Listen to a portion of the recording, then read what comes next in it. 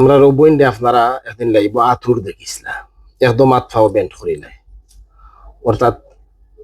তার লগে একটা জিন আছিল হে এই জিনটাও আতুর তো হে যখন তার বডি তাইতো তখন তাই আতুর হয়ে যেত তার যা আলামত সম্পূর্ণ তার মাঝে প্রকাশ পাইতো এগো আতুর তার আতফাও বেন্ট হয়ে যায় তখন দেখা যায় হে তান বডি তাইলে থানও আতফাও ফুরা বেন্ট হয়ে যেত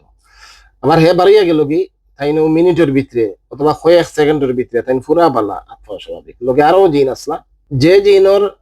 যে আলামত থাকে এই জিনটা যখন রোগীর উপরে আয় তখন রোগীরও সেম আলামত হয়ে যায় জিনের যদি কোমর বেদনা হয় আর এই জিন যদি আপনার শরীরে আয় তো আপনার কোমর বেদনা করবো জিনের যদি পেট বেদনা হয় জিনের যদি খাসি হয় জিনের যদি ক্যান্সার হয় তো জিনটা আপনার শরীরে আবার পরে তার রোগটা অটোমেটিক আপনার শরীরে আইব সেম যেভাবে উপনির কয়েকটা জিন আছিল তো আতুরটা আবার পরে তাহলে আতুর বানাই দিত আলহামদুলিল্লাহ এখন আর তাই আতুর না এখন শরীরে অন্যান্য প্রবলেম এখনো আছে আতুর আর না আগে যে আপনারা লাইভ দেখছেন একবারে পুরা আতফাও বেন্ট হলো বোঝা যাইতো যে জীবনে আর এটা সুযোগ হইতো না ওভাবে বেন্ট করতো না বোঝা যাইতো যে এটা দরিয়া এর ফলে আমরা থাকছি যখন ওই জিনটা আইছে আমরা এটা খেয়ে আনছি আনার ফলে দেখা গেছে আইয়া আগে তো বিষয় বাইয়া কইছেন যে ও জিন আইলে আতুর হয় তো আমরা এটা কি আনলাম যে আতুর আওসাই তো আতুর আমার ফলেও দেখা যায় এমন বেন্ট হইছে কয়েকজনে দরিয়া সোজা করার মতন নাই মানে এটা যেমন শক্তিশালী কোনো রড বা ফাত যেভাবে আদিয়া টানিয়া হয়ে একজনের সোজা করা সম্ভব নয় সেই ওভাবে টান আছিল যে কয়েকজনে টানিয়াও সোজা করা সম্ভব নয় এমন ভাবে বেন্ট করতো আমার কইলাম যে আতুর বাড়িয়ে যাও কি হে গেছে কি ওঠো স্বাভাবিক আতুর জিনিস আমরা জব করে নিছি কইছি আবার আইবা লাগে আইসেন ও কয়েকদিন আগে আইয়া গেছেন তো এখন যে শরীরের দীর্ঘদিনের ক্ষতি ও ক্ষতিগুলা বাড়িয়ে যার আলহামদুলিল্লাহ তাই পুরা সুস্থ হইবা যেহেতু মূল সমস্যা যে একটা তাহলে আতুর বানাই দিত পঙ্গু বানাই দিত তো একটা দূর হয়েছে এখন শরীরে যে জ্বালাফুয়া অশান্তি একটা তো দীর্ঘদিনের জিন শরীরে আওয়া যাওয়া বা জিন অবস্থান করা এগুলা দেব ইনশাআল্লাহ আশা করি আর আমার লাগতো না এখন যে ব্যবহারের জিনিসপত্র দিয়া দিছি ওগুলা ব্যবহার করে নিলে আশা করি আর আমার লাগতো না ইনশাআল্লাহ শরীরের সবকিছু দূর হয়ে যাবো আল্লাহ সাহায্য কর্তা তো সবসময় আমরা যে জিনিসটা কই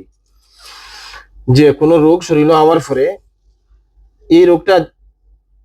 জিনে দিয়েও দিতে পারে বালা জিনেও দিয়ে দিতে পারে বালা জিন বলতে তার এই রোগ নাই কিন্তু আপনার শরীরে হে একটা রোগ দিলেইছে অথবা এমন হইতে পারে যে তার শরীরে এই রোগ আছে এখন আপনার শরীরে হে আইলে রোগ দেওয়া লাগেন না অটোমেটিক তার মতন রোগী আপনি বলে দিলা ও যদি না বুঝুন যে ডাক্তারও গিয়া রোগ ধরা পড়েন না অথবা রোগ ধরা পড়লেও চিকিৎসা দিয়ে সমাধান হন না তে আপনি ভালো কোনো হক্কানি আলিমর চিকিৎসা নেওয়া লাগবে যারা এই বিষয়ে পারদর্শী এখন যে দোকান বার হয়েছে রুকিয়া সেন্টার শুধু এগুলোর রূপে বেশ করেন না জানি কারণ একজন মুদাব্বির তাই একজন রোগীর চিকিৎসা দিতে গিয়া রুকিয়া শিকা লাগে আরো যত ইলিমর দরকার তার মাঝে থাকে আর রাখি বলতে শুধু তিলাওয়াত শোনানি রোগীর সামনে একটা তো আপনার বক্তব্য যে আপনি তিলাওয়াত করছেন কোরআন শরীফ শিখছেন তো আপনিও রাখি নাম লাগিয়ে দিতে পারবা জিন রোগীলে তো আমরা স্বাভাবিকভাবে শরীরে জিনে ধরলে বা চিন্তা খান দিলে আমরা তিলাওয়াত করি না তো আপনিও রাখি এরপরে অনেক রুকিয়া সেন্টার তারা যাবার পরে তারা তিলাওয়াত জানেন না অথবা তিলাওয়াত অশুদ্ধ তো তারা কিতা করে ও মোবাইল বাজিয়ে অডিও শুনিয়ে দিলে আর মুদাব্বিরের ভিতরে সবকিছু আছে যে মুদাব্বির তদবির করেন রুকাই এই অটো রাখি যেমন একজন মানুষ মুফতি হওয়ার আগে মৌলানা হওয়া লাগে এখন মুফতি সাহেব আপনি জিকেই বানি যে আপনি আলিম নি কারণ এটা তো আপনি জানরা যে মৌলানা না হইয়া মুফতি হইছেন না আগে মৌলানা হইছেন দোষের ভিতরে তো এক আছে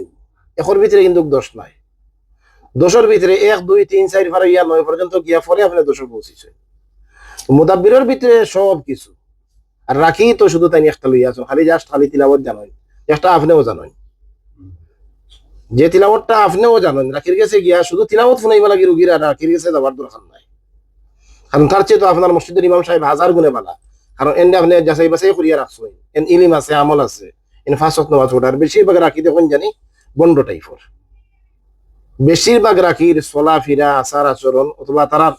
ফেসবুকের ভাষা দেখলেও বোঝা যায় যে এমন ভাষা তারা ইউজ করে যে ভাষায় বোঝা যায় যে একটা খুব নিকৃষ্ট ফ্যামিলিতে কিয়া উঠিয়া পাঞ্জাবি লাগাইছে যাই হোক আল্লাহ এই সমস্ত দুঃখ থেকে আমরা